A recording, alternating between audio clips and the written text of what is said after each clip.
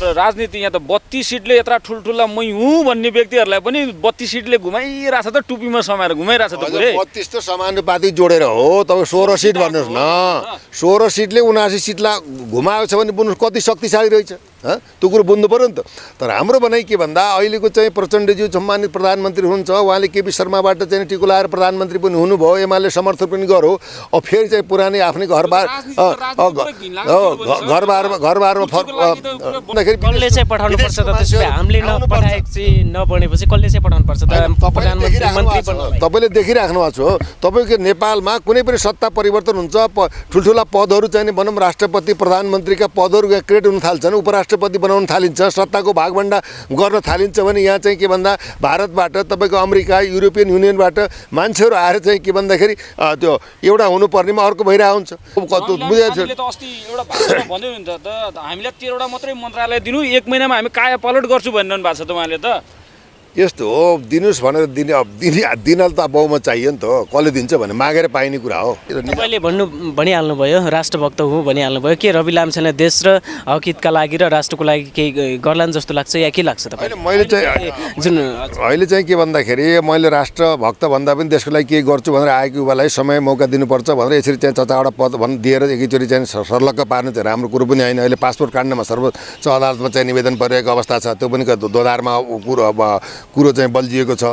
15 दिनपछि स्पष्टीकरण मागिरहँदा चाहिँ जुन 15 दिनपछि चाहिँ उता चुनाव पनि भइहाल्छ, त्यसो भए फेरि चाहिँ चुनाव भएपछि पनि जनताले दुःख पाइरहने हो नि त। सम्मानित अदालतलाई के चाहिँ मेरो चाहिँ अनुरोध के थियो भन्दाखेरि अब यो लेङ्गरिङ गर्नुभन्दा ठिक छ, सत्य तथ्य के हो, दुधको दुध पानीको पानी निराकरण गरिदिनु पर्यो। अब देशको उप प्रधानमन्त्री गृहमन्त्री बनाएर यहाँसम्म चाहिँ अवस्थामा ल्याइयो भने अब अहिले आएर फेरि चाहिँ के भन्दाखेरि अब चाहिँ 15 दिनभित्र त्यो भनौँ पासपोर्ट मुद्दा सर्वोच्चमा विचाराधीन रहेको अवस्थामा चुनाव भइसक्छ। रविले नागरिकता त्यागेकै थिएन, त्यो नत्यागेको नागरिकतालाई नेपालको संवैधानिक निर्वाचन आयोगले अनुमोदन गरेर पार्टी दर्ता गरेर संसदको टिकट दिएर जिताएर प्रधानमन्त्री उप प्रधानमन्त्रीसम्म दिएर यहाँसम्मको खेल खेलियो भने त त्यो त रविको गल्ती हो कि चाहिँ तपाईँको नेपाल सरकारको गल्ती हो? प्रचण्डले चाह्यो भने त्यसो भए रवि कुनै पनि बाधा अर्चनाबाट बच्न सक्छन्, तपाईँले भन्नु खोजेको? प्रचण्डले चाहँदैन। किन चाहन्नन्? रविले त प्रचण्डलाई साथ दिइरहेका छन्, विश्वासको मत पटक पटक दिइरहेका छन्। त्यसो भए प्रचण्डले चाहिँ त्यो पहिलाका विगतका कुराहरूलाई लिएर मनमा राखेर भित्र चाहिँ चलखेल गरिरहेका हुन्, घुमाइरहेका हुन्। रविलाले मुसो खेलाए जस्तो खेलाइरहन्छन् र चाहिँ एक दिन के भन्छ बिरालाले मुसो खाए जस्तै रविको चाहिँ राजनीतिमा समाप्त पार्छ। This is guarantee. Rabi Lamichhane passport काण्डबाट खोट भेटिएपछि रवि लामिछाने आजीवन चाहिँ चुनाव लड्न नपाउने त्यो एउटा हल्ला चलिरहेको छ र त्यसकै माहौलमा चाहिँ स्वर्णिम वागले गएपछि चाहिँ त्यो पार्टीलाई चाहिँ ह्यान्डल गर्ने हल्ला पनि छ। एउटा त्यो डिजाइन तपाईँले राम्रो कुरा गर्नु, डिजाइनेबल अन्तर्गत हो के भन्दा रामचन्द्र पौडेल सम्मानित राष्ट्रपतिको चाहिँ आर्थिक सल्लाहकार रूपमा उहाँले अफर गर्नुभएको थियो। त्यो के आर्थिक सल्लाहकारको रूपमा त जाँदाखेरि चाहिँ हाम्रो पूर्व प्रधानमन्त्री शेरबहादुर देउपाको चाहिँ अमेरिकाको चाहिँ क्रेज घट्छ र उसले ह्यान्डल गर्छ भनेर चाहिँ के भन्दाखेरि वाग्देलले चाहिँ के भन्दा उहाँ त्यो पद दिएन नदिइ। स्वागत छ यहाँलाई सम्पूर्ण मिडिया। धन्यवाद। जय जननी जय मातृभूमि। हजुर, पक्कै पनि पछिल्लो समय राजनीतिक अवस्था निकै उथुलपुथुल भइरहेको छ है, यहाँले चाहिँ राजनीतिलाई चाहिँ कसरी हेर्नुहुन्छ तपाईँले? नेपालको राजनीतिको सरगर्मीलाई हेर्दाखेरि राजनीतिमा पोलिटिक्स घुसो भन्छ नि, पोलिटिक्स डटिका। तर देशमा जसरी जनताले चाहेको राजनीति, यो देशको भूगोलले चाहेको राजनीति, यो देश र जनताले चाहेको नेतृत्व आजसम्म चाहिँ नेपालमा जन्मन सकेन। यही नै दुर्भाग्य हो। हेर्नुहोस् किन भन्दाखेरि अब पटक पटक 2000 भनौँ न 7 सालदेखि लिएर 72 भनौँ अहिलेको चाहिँ 79 सालसम्मको हामीले अध्ययन गर्दाखेरि जे जति देशमा राजनीतिक परिवर्तनहरू भए ती परिवर्तन कसको लागि भए, के को लागि भए, किन भए, यो परिवर्तनले के पायो, मुलुकले के पायो, माटोले के पायो, युवाले के पायो, देशले के पायो, यो अहम प्रश्न हो। हेर्नुहोस् जब राजनीतिक परिवर्तनले देशमा समृद्धि हुनु पर्यो, देशको विकास हुनु पर्यो, देशको उन्नति हुनु पर्यो, देशमा चाहिँ के भन्दा शिक्षा प्रणाली उन्नतशील शिक्षा प्रणालीको विकास हुनु पर्यो, कृषिमा क्रान्ति हुनु पर्यो, हाम्रा देशमा भएका सम्भावनाहरूलाई के भन्दाखेरि भनौँ उत्खनन गरेर देशको विकासको लागि चाहिँ के भन्दा रूपान्तरित गर्न सक्नु पर्यो। तथापि केही हुन सकेन। जति राजनीतिज्ञ पार्टीहरू जन्मे, तपाईँले भन्न खोजेको राजनीति चाहिँ परिवर्तनशील हुनुपर्छ भन्नुभयो। राजनीति परिवर्तनशील हुनुपर्छ भइसक्यो परिवर्तन भएर के पायौँ हामीले यो प्रश्न हो हेर्नुहोस् अहम प्रश्न तपाईँले चाहिँ देशमा गणतन्त्र आयो लोकतन्त्र आयो प्रजातन्त्र आयो यो तन्त्रै तन्त्र भयो त्यो तन्त्र भनेको जनताको तन्त्र हो जनतालाई चाहिँ के भन्दा पनि बोल्नसम्म मुख थुनेको अवस्था छ हेर्नुहोस् होइन शिक्षामा कुनै प्रकारको क्रान्ति छैन यहाँ त एउटा के छ भन्दाखेरि तपाईँको चाहिँ एउटा यो पोलिटिकल एउटा सिन्डिकेटको अवस्था चलेको छ विदेशीको चाहिँ एउटा के भन्दा क्रिकेट रङ्गशाला भएको छ हेर्नुहोस् देशको नेता हामीले तपाईँले चुनेर पठाएको नेता हामीले बनाएको नेता बन्दैन नेता बनाउन राष्ट्रपति बनाउन प्रधानमन्त्री बनाउन तपाईँको देशको चाहिँ के भन्दाखेरि कसले चाहिँ पठाउनु पर्छ त त्यसो भए हामीले नपठाएपछि नबनेपछि कसले चाहिँ पठाउनु पर्छ त प्रधानमन्त्री मन्त्री बनाउन तपाईँले देखिराख्नु भएको छ हो तपाईँको नेपालमा कुनै पनि सत्ता परिवर्तन हुन्छ ठुल्ठुला पदहरू चाहिँ भनौँ राष्ट्रपति प्रधानमन्त्रीका पदहरू क्रिएट हुन थाल्छन् उपराष्ट्रपति बनाउन थालिन्छ सत्ताको भागभण्डा गर्न थालिन्छ भने यहाँ चाहिँ के भन्दा भारतबाट तपाईँको अमेरिका युरोपियन युनियनबाट मान्छेहरू आएर चाहिँ के भन्दाखेरि त्यो एउटा हुनुपर्नेमा अर्को भइरहेको हुन्छ यहाँ 5 महिनामा 6 महिनामै यहाँ सरकार ढलिरहेको छ 6 महिना भन्नुहुन्छ 45 दिनमा 2 महिना पुरा पनि नहुँदै भइसक्यो देख्नु भएन आज नीति तथा कार्यक्रम चाहिँ अन्तर्गत चाहिँ त्यत्र चाहिँ विभिन्न खालका चाहिँ भाषणहरू चाहिँ संसदमा चिच्चाए हेर्नु 42 दिनसम्म यिनले शासन चलाए 42 दिनमा जनताले के भयो मुलुकले के भयो युवाले के भयो देशले के भयो यो अहम प्रश्न हो कि हेर्नुहोस् किन भन्दा जनताको मत लिएर प्रतिनिधि सभामा गएका जनताका अभिभावकहरूले जनमुखी काम गर्न सकेनन् आफ्नै चाहिँ भन्दा अंशबन्डामा रमाए कसलाई मन्त्री बनाउने कसलाई प्रधानमन्त्री बनाउने कसलाई गृहमन्त्री बनाउने कसलाई संवैधानिक अङ्गको पुऱ्याउने कसलाई राजदूत बनाउने भने यो खालको के भन्दाखेरि यो राजनीति के भन्दा एउटा चाहिँ अंशबन्डामा चाहिँ सिन्डिकेटमा परिणत भयो देश र दुनियाँको लागि राजनीति भएन यो कहिले हुने भन्ने प्रश्न हो कि यहाँ किन 6 महिना भन्नुहुन्छ तपाईँले 2 महिना नपुग्दै सरकार गिरियो छ अब यो सरकारको पनि ठेगान छैन हेर्नुहोस् किन अझै पनि यो सरकारले पूर्णतया मन्त्रीमण्डल बनाउन सकेकै छैन खिचलो थाहा छ देखिराख्नु भएको छ अब यहाँ चाहिँ यहाँ त के भइरहेछ नि सर राजनीति यहाँ त 32 सिटले यत्रा ठुल्ठुला मै हुँ भन्ने व्यक्तिहरूलाई पनि 32 सिटले घुमाइरहेछ त टुपीमा समाएर घुमाइरहेछ त पुरै 32 त समानुपातिक जोडेर हो तपाईँ 16 सिट भन्नुहोस् न 16 सिटले 79 सिटलाई घुमाएको छ भने बुझ्नुहोस् कति शक्तिशाली रहेछ त्यो कुरो बुझ्नु पऱ्यो नि त तर हाम्रो भनाइ के भन्दा अहिलेको चाहिँ प्रचण्डज्यू सम्मानित प्रधानमन्त्री हुनुहुन्छ उहाँले केपी शर्माबाट चाहिँ टिको लाएर प्रधानमन्त्री पनि हुनुभयो एमाले समर्थन पनि गर्यो अब फेरि चाहिँ पुरानै आफ्नै घरबार घरबारमा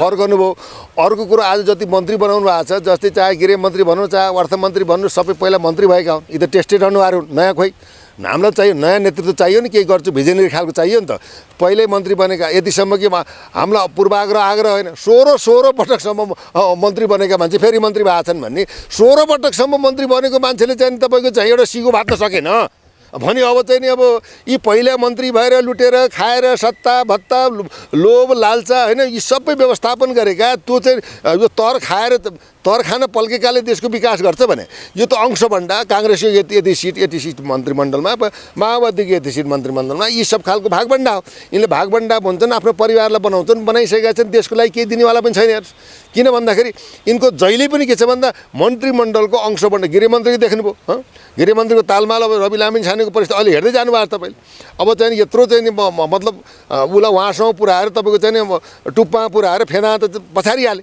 यो बुझेको अस्ति एउटा भाषणमा भन्दै हुन्छ त हामीलाई 13वटा मात्रै मन्त्रालय दिनु 1 महिनामा हामी काया पलट गर्छु भनिरहनु भएको छ त उहाँले त यस्तो हो दिनुहोस् भनेर दिनलाई त बहुमत चाहियो नि त कसले दिन्छ भने मागेर पाइने कुरा हो त्यो हुनाले राजनैतिक परिस्थितिमा जस्तै एउटा राष्ट्रिय स्वतन्त्र पार्टीले बहुमत ल्याए त उसले गर्न सक्छ हेर्नुहोस् अब तपाईँको 10-20 सिटबाट त के भन्दा राष्ट्रिय स्वतन्त्र पार्टी नै चाहिँ वैधानिक छैन भन्ने हल्ला छ नि त अब वैधानिक त हेर्नुहोस् अब कति विवेचना गर्ने हेर्नुहोस् अब के त भन्दाखेरि अब रवि लामिछानेले केही गर्छु देशलाई भनेर चाहिँ अब उसको चाहिँ विगतमा उनले गरेका कामका कुराहरू चाहिँ जनसेविकाका कुराहरू पत्र एउटा चाहिँ टेलिभिजनद्वारा चाहिँ राज्य शक्तिका चाहिँ हस्तीहरू प्रधानमन्त्री समेतलाई खबरदारी गरेका कुरो राहत गरेका कुरामा उनीहरू सर्वमान्य छन् अब किन केही गर्छु भन्ने व्यक्तिलाई हामीले मान्नु नै पर्दछ हामीले समर्थन हामीले उनको उन्नति प्रगति होस् भन्ने त चाहेकै हो तथापि चाहिँ के भन्दाखेरि अब फलानु जस्तै 13 मन्त्रालय कसैले मागेर दिने हो र अब त के त भन्दाखेरि तपाईँ पूर्व डिएसपी पनि हुनुहुन्छ होइन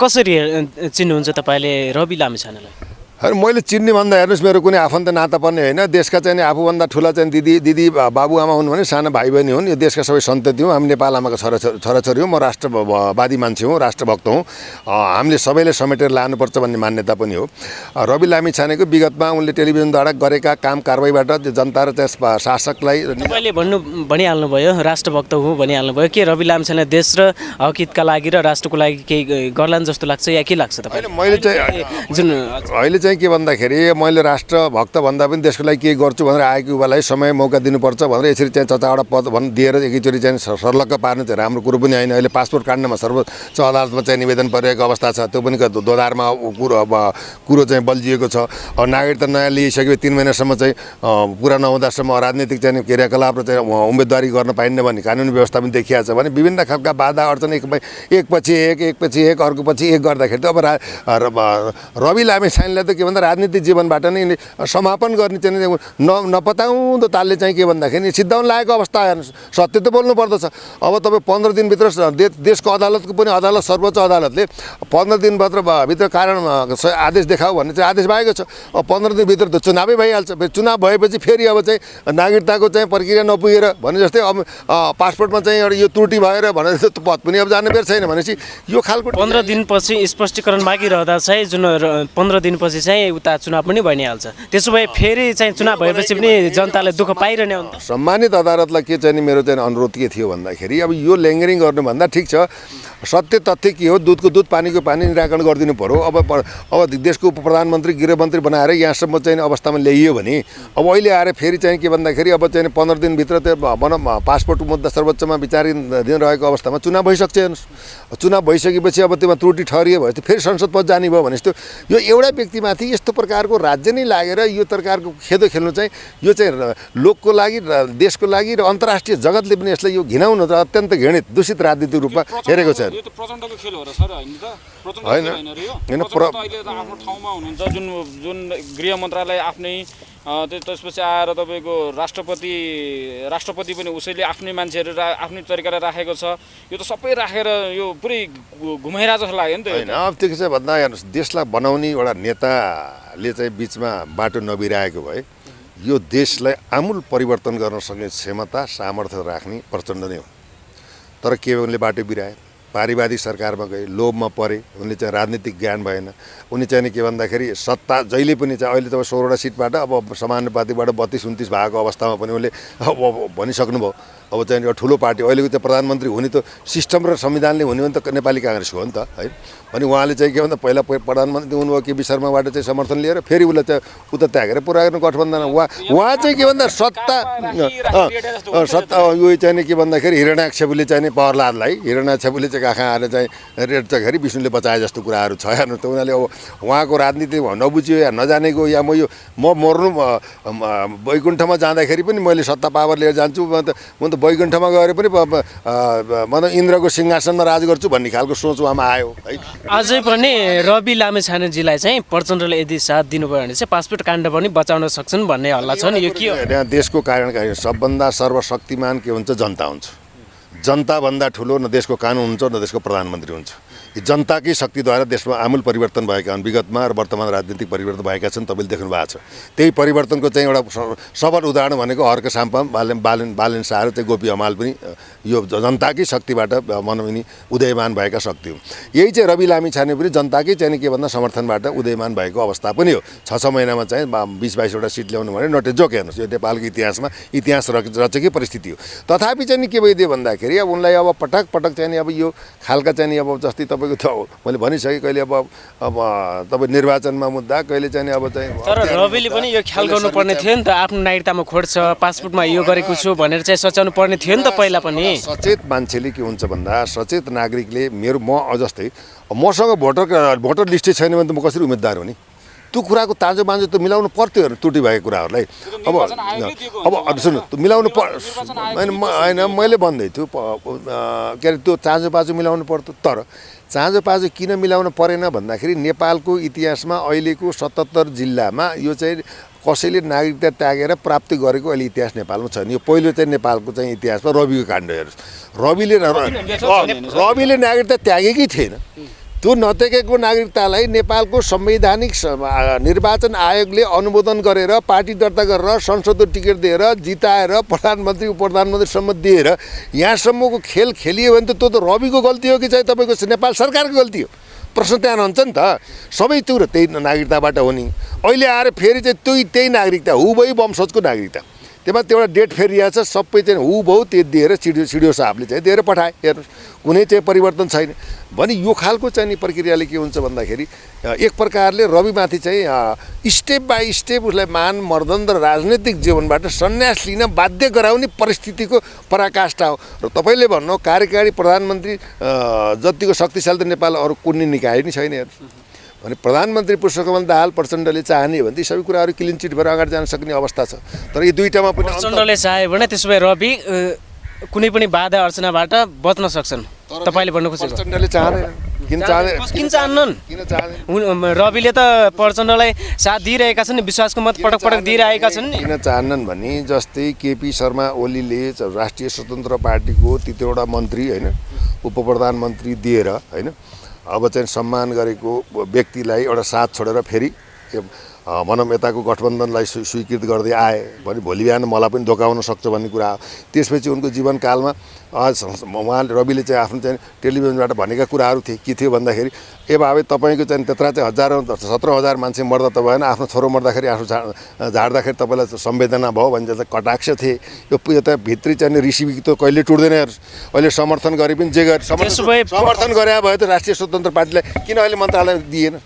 त्यसो भए प्रचण्डले चाहिँ त्यो पहिलाका विगतका कुराहरूलाई लिएर मनमा राखेर भित्र चाहिँ चलखेल गरिरहेका हुन्, घुमाइरहेका हुन्। बिरालाले मुसो खेलाए जस्तो खेलाइरहन्छन् र चाहिँ एक दिन के भन्छ बिरालाले मुसो खाए जस्तै रविको चाहिँ राजनीतिमा समाप्त पार्छ। This is guarantee. हात्तीको दुईटा दारा हुन्छ भने जस्तो बाहिर चाहिँ ठुलो दारा चपाउने दारा त भित्र बाजा जस्तो भन्छ। प्रचण्डले त पुरा हात्तीको दारा जस्तो रहेछ नि त। अनि यसमा के देखाउने बाहिर एउटा कुरा गर्ने। अब तपाईँले भन्नुहोस् न सत्य बोल्नु न, प्रचण्डको व्यक्तिगत रूपमा हाम्रो उहाँको आग्रह पूर्वाग्रह होइन सम्मानित प्रधानमन्त्री देशको उहाँले मान्नुपर्छ, उहाँ सम्मानित हुनुहुन्छ। तथापि चाहिँ के त भन्दाखेरि नयाँ सरकार गठन गरेर एमाले लगायतका 7-8 दलबाट समर्थन लिएर प्रधानमन्त्री भइसकेको मान्छेले फेरि चाहिँ के भन्दा 42 दिन नपुग्दै फेरि यसरी चाहिँ के भन्दा धोका दिएर जानुको अर्थ के भन्दाखेरि तपाईँ आफै बुझ्नुहोस् उहाँको चरित्र व्यवहार उहाँ जहिले पनि सत्ताकै वरिपरि रमाउन चाहने, सत्ताभन्दा बाहिर बस्न नचाहने। उहाँले त विगत त भन्नुभएको छ मलाई प्रधानमन्त्री दिएन भने देशमा आगो बोल्छ पनि भन्नुभएको उहाँको अभिव्यक्ति पनि हो। त्यसै गरी उहाँको चाहिँ छोरी चाहिँ रेणु दाहाललाई चाहिँ जिताइएन भने देशमा ठुलो चाहिँ सङ्कट आउँछ होइन, अकल्पनीय क्षति हुन्छ भनेर वार्निङ गरे। उहाँ त उही पहिल्यैकै चाहिँ के भन्दा बम बारुद फालेर हप्काएर दप्काएर पनि चाहिँ उहाँले राज्य सत्ता कब्जा गर्नुभएको अवस्था छ। किन भन्दा सिस्टम विधि प्रणाली र संविधान अनुसार जानुपर्ने हो नि त नेपाली काङ्ग्रेस होइन अथवा सेकेन्ड पार्टीको दलको चाहिँ एमाले चाहिँ को नेतृत्वमा चाहिँ तपाईँको के भन्दाखेरि देशको सरकार गठन हुनुपर्ने हो। सत्य त बोल्नु पर्दछ। त्यसले गर्दाखेरि के त भन्दा उहाँ चाहिँ नेल्सन मण्डेला हुने, महात्मा गान्धी हुने, जर्ज बुश हुने होइन हुने खालको चाहिँ नेतृत्वले आज चाहिँ बाटो बिराएर देशलाई भड्खालो बहाल्नुभयो। प्रचण्डजीको चाहिँ सत्ता राप र चाहिँ सत्ता भत्ता कुर्सीको लागि नै उहाँ चाहिँ वरिपरि चाहिँ घुमिराख्नु भएको छ। यो देश र दुनियाँको दुर्भाग्यपूर्ण विवरणमा हो। तथापि अहिले उहाँले के वचन दिनुभएको छैन, विगतमा कमी कमजोरी भयो, राजनीतिक ज्ञान पनि भएन, अनुभव भएन, मेरो साथीहरू पनि त्यति खालको परिष्कृत भएन, अब देशलाई म चाहिँ युगान्तकारी परिवर्तन गर्छु विकास गर्छु भन्नुभएको छ। उहाँलाई शुभकामना छ। यदि उहाँ सुध्रिएर अझै पनि यो देशलाई बनाउने र बचाउने सवालमा अगाडि बढ्नुहुन्छ भने उहाँलाई हामीले सदैव समर्थन गर्नु नै पर्दछ। किन भन्दा क्रान्तिमा चाहिँ युद्ध हुन्छ, युद्धबाट मान्छे मर्छन्, त ठुलो कुरो होइन। देशमा 17,000 मान्छे होइन 17 लाख मान्छे मर्छन्, तर देशको प्रगति उन्नति समृद्धि के भयो? देश त दिनादिन भड्खालोमा गएको छ। 22 खर्ब चाहिँ तपाईँको चाहिँ ऋण विदेशीको चाहिँ टाउकोमा हाम्रो नेपालमा परेको छ। देश धितो भइसकेको छ। एसएसपी एमसी जस्ता सम्झौताहरूले राष्ट्रलाई बेचिरहेका छन्। देश दिन दहाडे तपाईँको चाहिँ लघु वित्तीय योजना ब्याङ्कबाट चाहिँ चर्को ब्याजबाट मान्छे झुन्डेर मरेका छन्, 100 मान्छे मरिसके। आज यसको चाहिँ आर्थिक चाहिँ भनौँ आज हेर्नुहोस् समसामयिक रूपहरू दाल चामल नुन अब तेल पेट्रोलियम पदार्थ जनजीविका सवालमा मान्छेले आज के खाउँ भोलि खाउँको अवस्था हो। लघु वित्तीयबाट चाहिँ सहकारीबाट प्रताडित भएर मिटर ब्याजमा तिर्न नसकेर ती मिटर ब्याज पीडितहरूलाई चाहिँ ब्याङ्क संस्थानका मान्छेहरू गएर यातना दिएर यहाँसम्म कि यौन शोषण गरेर भयो नि मेरो ब्याज तिर भन्ने खालका यस्ता कुराहरू अभियानै चलेको अवस्था छ। भने चाहिँ राज्यको अभिभावक भनेको अहिलेको प्रचण्ड उहाँले चाहिँ के भन्दा देश र दुनियाँलाई बनाउनको लागि आर्थिक सबलता ल्याउनको लागि यो देशलाई बचाउनको लागि अहम एउटा अवसर पनि हो, चुनौती पनि हो। यदि उहाँले चाहिँ सचिन हुनुभयो भने उहाँको इतिहास एउटा कालो अक्षरमा लेखिने हो। यो के भन्दाखेरि एउटा ऐतिहासिक विवेचना र यो चाहिँ मैले तपाईँको चाहिँ टेलिभिजनद्वारा भनेको दस्तावेज पनि हेर्नुहोस्। हजुर ठिक छ, उसो त हामी अन्तिममा पनि छौँ होइन। पछिल्लो समय राष्ट्रिय स्वतन्त्र पार्टीमा एकाएक रातारात राष्ट्रिय स्वतन्त्र पार्टीमा प्रवेश गरेका स्वर्णिम वाग्ले, त्यसै गरी रमेश खरेल, स्वर्णिम वाग्लेलाई तपाईँले कसरी हेर्नुहुन्छ जुन काङ्ग्रेसबाट एकाएक चाहिँ स्वतन्त्र पार्टीमा गए र अहिले चाहिँ चुनावको पनि उभिरहेका? होइन, उहाँ स्वर्णिम वाग्ले चाहिँ के त भन्दाखेरि एउटा अर्थशास्त्री पनि हो, विज्ञ पनि हो। अब राष्ट्रिय योजना आयोगको चाहिँ उपाध्यक्ष भएको व्यक्तिले उहाँले के गर्नु है, काङ्ग्रेसभित्र रहेर काङ्ग्रेस विद्रोह किन गर्नु भएन, आफ्नो घर छोडेर अन्यत्र जानु भनेको, अर्को काम बास गर्न जानु, उहाँबाट आशा गर्नु बेकार। हेर्नुहोस्, कुरो बुझ्नु नै, विज्ञ योग्य डक्टर भनेर हुँदैन। उहाँले के दिनु अहिलेसम्म? अहिले चाहिँ अब स्वतन्त्र पार्टीमा गइसकेपछि मिडिया सञ्जालमा यहाँ गरे त्यहाँ गरे भनेर चाहिँ मलाई भाउजू दाजु भाइको चाहिँ पार्टी परिवार पार्टी मलाई टिकट दिएन यावत करका कुराहरू चाहिँ जुटाएर आफ्नो पार्टीमा एउटा चाहिँ समर्पण भएको व्यक्तिले पार्टीमै विद्रोह गरेर किन चाहिँ भनौँ जस्तै गगन थापा विश्वप्रकाश शर्मा त लागिरहेछन् भने एउटा युवाले चाहिँ विरासत लिने हो कि अर्काको शरणमा जाने हो, उहाँबाट केही पनि हुनुवाला छैन। डिजाइन अन्तर्गत जानुभएको, तर उहाँको चाहिँ विजयको शुभकामना छ। तर मैले चाहिँ विश्लेषण गर्दाखेरि तर यो भन्ने छ नि हल्ला बजारमा रवि लामिछाने पासपोर्ट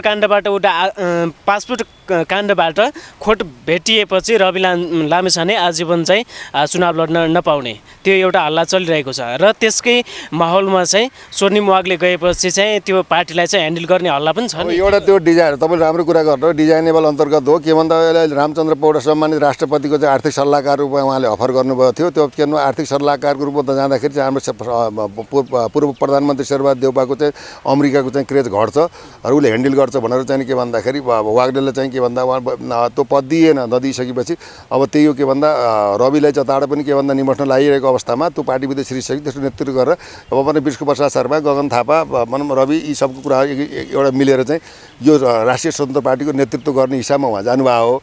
उहाँलाई सम्मान छ डक्टर, तर उहाँले चाहिँ अहिले 81 चाहिँ स्वतन्त्र पार्टीमा आउँदाखेरि चर्चा कमाउनु भने उहाँले विगतमा के गर्नु? प्रश्न यो हो नि त, मैले यो गरेँ भन्नु पऱ्यो नि त भने उहाँले के गर्नु? रमेश खरेलजीको बारेमा उहाँलाई सम्मान छ, जित्नु शुभकामना छ। तथापि एउटा कुरो उहाँले सुरुमा चाहिँ के गर्नु भन्दा अब मलाई त आइजी पद दिएनन् भनेर चाहिँ अब चाहिँ झोकमा चाहिँ उहाँ चाहिँ राजीनामा दिनु नपाएको झोकमा राजीनामा दिनुभयो, किनभने उहाँ कर्मश 2-3 महिना हुने परिस्थिति पनि थियो। तथापि हाम्रो सम्मानित नेतृत्व उहाँलाई सलाम पनि छ, नमन पनि छ। फेरि उहाँले चाहिँ ठिकै छ, अब देशमा सबैको नाडी छाम्या छु, यिनलाई म चाहिँ ठिक पार्छु भनेर चाहिँ ठिक छ, सबैको एउटा संवैधानिक स्वतन्त्रता हो, होइन एउटा अधिकार हो, हक हो। त्यसले चाहिँ के भन्दाखेरि उहाँले चाहिँ सुशासन पार्टी खोल्नु, उहाँको अध्यक्ष हुनुभयो। अध्यक्ष भइसकेपछि चुनाव लड्नुभयो, चुनाव लड्दाखेरि सचेत नेपालीको चिन्ह आमा चिन्ह लिएर चुनाव लड्नुभयो, चुनावमा उहाँले हार्नुभयो। त्यसपछि अहिले आएर चाहिँ के भन्दा स्वतन्त्र पार्टीबाट 12-2बाट चाहिँ के गर्नुभएको छ भन्दाखेरि उम्मेदवारी दिनुभएको छ। तथापि के हुन्छ राजनीतिमा स्थिरता निष्ठा नैतिकता र बोलीभन्दा पनि कर्म ठुलो हुन्छ। हेर्नुहोस् है, त्यो हुनाले चाहिँ के भन्दा यसरी चाहिँ अब भनौँ हतोत्साहित मनसाय लिएर महत्त्वकाङ्क्षी परिस्थिति भन्दा पनि उहाँ दृढ सङ्कल्पित भएर अगाडि बढ्नुपर्ने थियो। ठिक छ, उहाँ चाहिँ एउटा हामीले मान्य अग्रज व्यक्तित्व हो, उहाँले चाहिँ 12बाट चुनाव जित्नुहोस्, उहाँलाई शुभकामना पनि छ। तथापि के भन्छ अवसर र अवसरवादको भन्दा पनि आफ्नो राजनीतिक निष्ठालाई होस् या नहोस्, निष्ठा राजनीतिक निष्ठा र संस्कारलाई चाहिँ के भन्छ जीवन्त र स्थिरता नभइकन हुँदैन। नेपालको अस्थिर राजनीतिले देशको किमार्थ विकास हुँदैन। त्यो हुनाले चाहिँ के भन्दा यहाँ चाहिँ अब वैकल्पिक एउटा के भन्दा शक्ति जन्मिन्छ। अब यो शक्तिले चाहिँ एउटा चाहिँ निरूपण दिन्छ। अहिलेको चाहिँ यी पटक चाहिँ असफल भएका अनुहार यी त के हो पटक भएका भनौँ नेतृत्व लिएका असफल भए, नयाँ नेतृत्व आएका नक्कली देखिन थाले। त्यसले गर्दा कसले विश्वास गर्ने?